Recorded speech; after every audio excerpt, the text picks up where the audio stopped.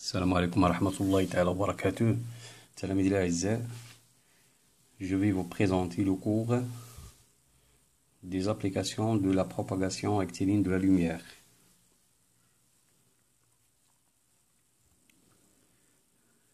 Premièrement, la chambre noire. Définition: la chambre noire est une boîte opaque dont une face est translucide appelée l'écran.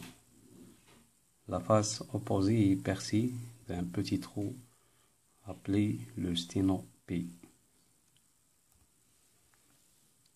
Deuxièmement, l'image obtenue avec chambre noire.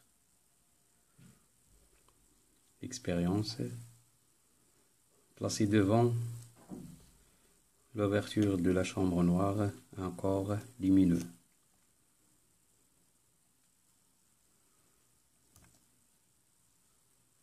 Donc voilà l'expérience. L'objet AB lumineux placé devant la chambre noire. On va voir sur l'écran de la chambre noire une image renversée A'B'.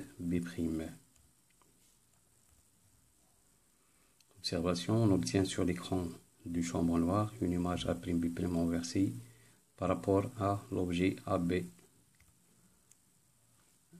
Interprétation: selon le principe de la propagation de la lumière émise ou diffusée par l'objet AB a traversé le sténopée et est parvenue jusqu'à l'écran pour former l'image A'B'. Les paramètres qui influent sur la qualité de l'image: la distance entre l'objet et le sténopée de chambre noire. Lorsque cette distance augmente, l'image A'B' diminue. B. La distance entre sténopée et l'écran. Lorsque cette distance augmente, l'image A'B' diminue. C. La taille de l'ouverture, ou bien le diamètre de sténopée. Une grande ouverture de sténopée permet une image lumineuse mi-floue. Les ombres. Le cas de source lumineuse ponctuelle. On place un ballon entre une source lumineuse ponctuelle et un écran. Donc voilà une source lumineuse ponctuelle.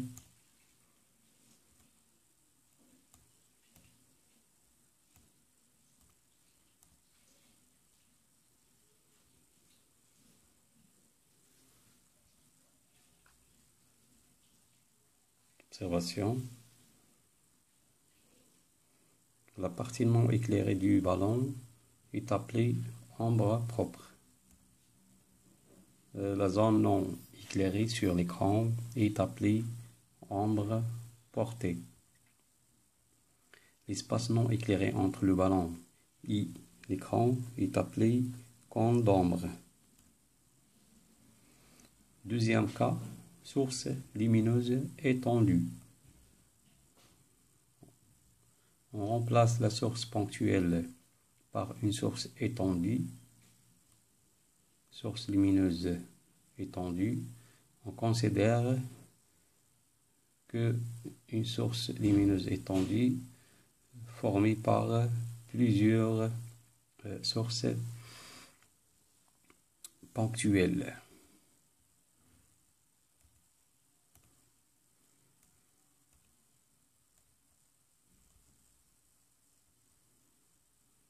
Voilà l'ombre portée. L'ombre propre, c'est la partie non éclairée du ballon. Le cône d'ombre, c'est l'espace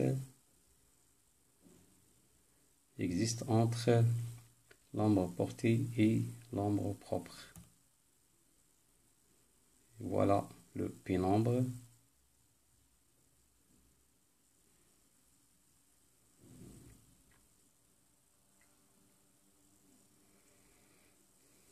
C'est une zone pseudo-éclairée.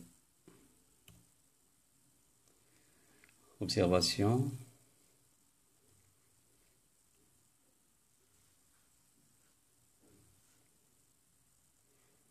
Les bords de l'ombre apportée devient flou. Cette zone de transition dans laquelle seule une partie de la source envoie des rayons lumineux s'appelle la zone de pénombre. Conclusion. La formation des ombres s'explique par le principe de propagation rectiligne de la lumière. Les éclipses. Les éclipses, qu'ils soient solaires ou lunaires, se produisent lorsque le Soleil, la Terre et la Lune sont alignés. Donc voilà les deux images.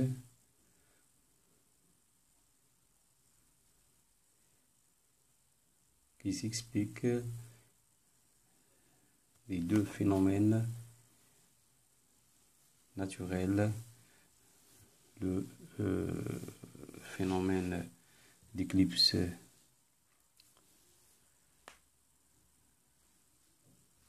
solaire et l'éclipse lunaire.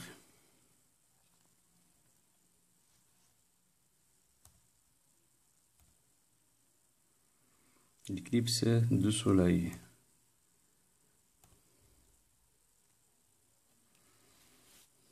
Donc l'éclipse du soleil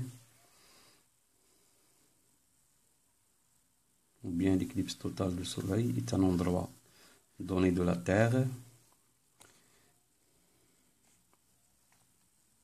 sont des événements très rares et de courte durée.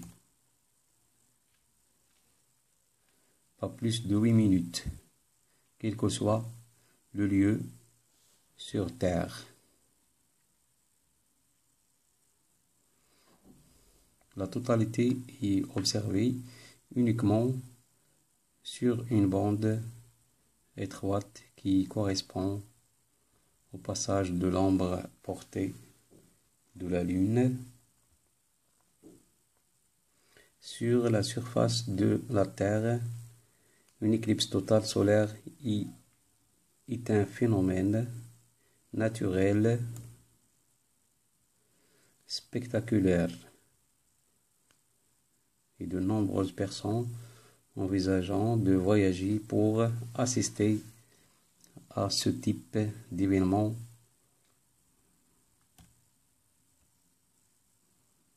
ce sont les chasseurs d'éclipses. Une éclipse de soleil résulte du passage de la Lune entre la Terre et le Soleil. Un observateur placé à l'ombre portée de la Lune sur la Terre assiste à une éclipse totale. Un observateur placé à la pénombre de la Lune sur la Terre assiste à une éclipse partielle. Éclipse de Lune.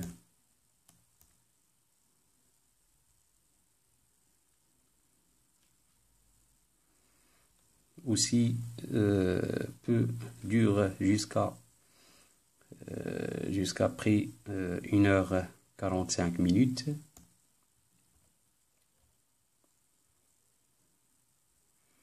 Une éclipse de lune résulte du passage de la Terre entre la Lune et le Soleil. Et Lune est en phase pleine Lune. Une éclipse totale de Lune se produit lorsque la Lune passe dans le cône d'ombre de la Terre. Quand la Lune se trouve dans la zone pénombre, on observe une éclipse partielle.